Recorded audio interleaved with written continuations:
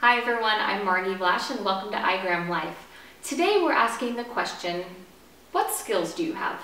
What are you good at? It's a really simple question, something you might have been asked recently if you are looking for jobs, or you might ask yourself this right now if maybe you are graduating from high school or college and trying to work on your resume. Maybe you've just been laid off, you're looking for a new job, or looking to kind of reinvent yourself. Maybe getting back into the workforce and looking at trying to revamp your resume. So it's a very simple question and something you probably get asked, especially if you're doing your job interview, and you should know. I had an opportunity to kind of do this when I was in between kind of reinventing myself and my career, and I hit a point where I really started to doubt myself, thinking, I don't even know what I'm good at anymore. I don't know what skills I have. You know, when you're younger and people ask you that question, a lot of what you're good at or you're skilled at is what you're interested in. So when I was younger, I was very involved in the arts. I was in choir and band, and I played instruments, and I was dancing, and I was in drama. I was also doing a lot of sports. So when somebody asked me what am I good at, it was really easy to answer those questions. Oh, I'm athletic because I play softball and soccer.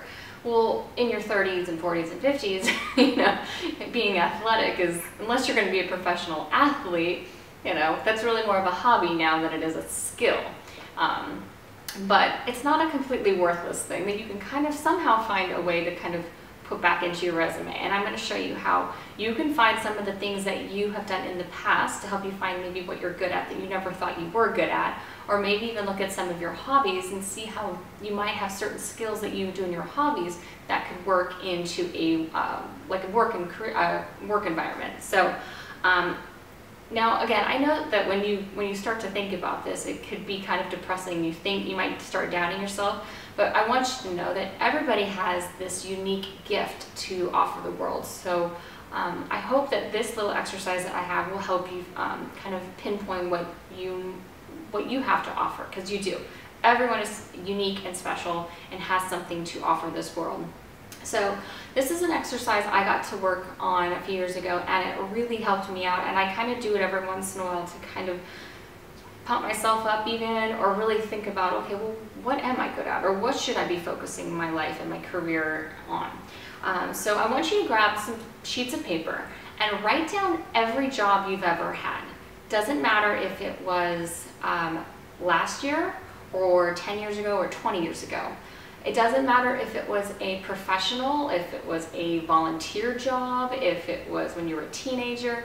If it was a job, something you did, write it down.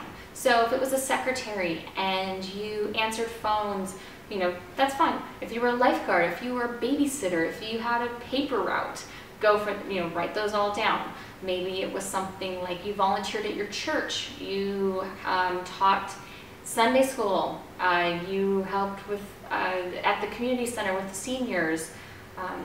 Whatever job you might have had, CEO, go for it, write them all down. Every single job you've ever had that you can think about, each on a separate piece of paper. Then what you want to do is go back on each of those pages and write down exactly what you did at that job. So if you were a secretary, you know, write down, I answered phones, I made coffee, I did a lot of filing, I maybe, you know, welcomed people as they arrived, I dealt with packages coming in and out, whatever job you had there.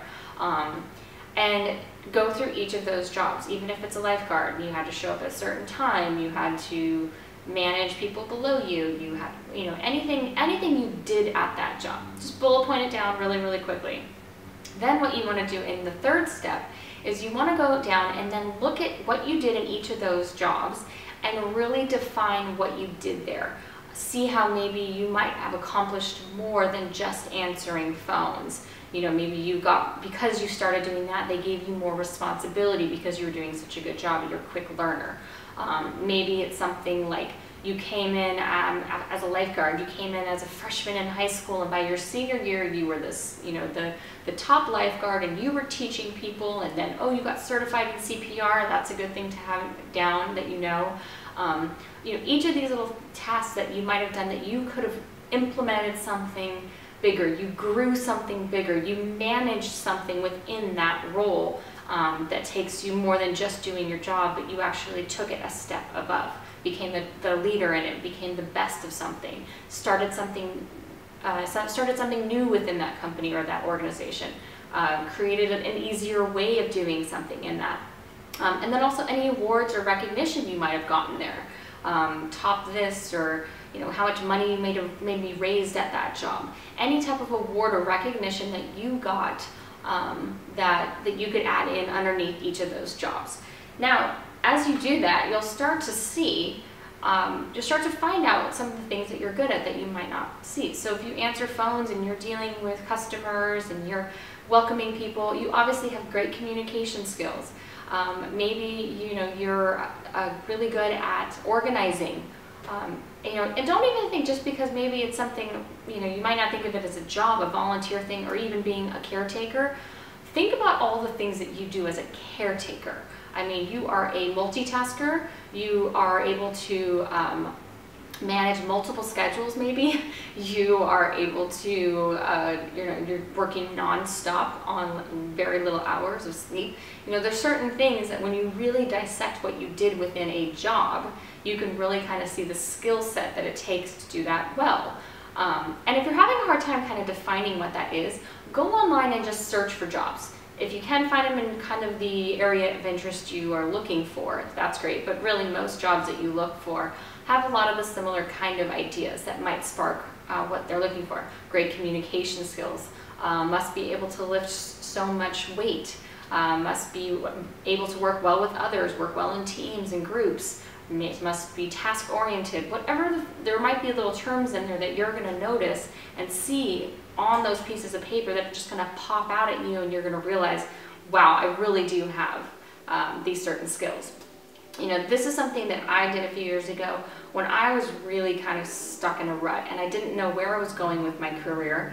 And I kind of did this, and it helped me figure out not only what I was good at, but also kind of the job that I wanted to do. I noticed that a lot of the jobs that I really enjoyed doing and I excelled at by creating and growing and started here and became here in a short amount of time were jobs that were very task-oriented, projects, working well with others, managing other people, communicating was a big thing for me. It really made me feel like I came alive. And then I looked at something like when I was a temp, back when I was, high school, college years, in the summer, and I really just didn't enjoy that kind of job. Going in and clocking out for me just wasn't for me. Yeah, it was great because it was consistent. I knew exactly what I was going to make, and I knew exactly what time I had to be there and I could leave. But it didn't thrive in me, and it didn't want me to work harder. I liked a job where you have a task, and it doesn't matter if you are up all night long for 3 nights in a row and you've got to get this thing done. I love that. It gives me so much energy, and it worked well for me. So maybe in doing this will help you not only figure out the skills, but also the kind of work environment that you might want to work in as well. Maybe you don't want to work with people. Maybe you want to work by yourself, and you're able to focus and create something on your own. This is a great little exercise that can help you kind of fine-tune some of those things. So if you ever feel like you are having a tough time figuring out what you're good at or what to do, look back. Don't look in the past as a negative thing. Look in the past and see what you've done and what you've achieved. You have done so much and have created so much of a life. You have so many skills and so much to offer the world that you might not even realize it. So hopefully this helps you get a little bit closer to your life purpose and recognize those special gifts and realize how unique that you are, and you have so much to offer this world. So thank you so much, and we will see you next time. Bye guys.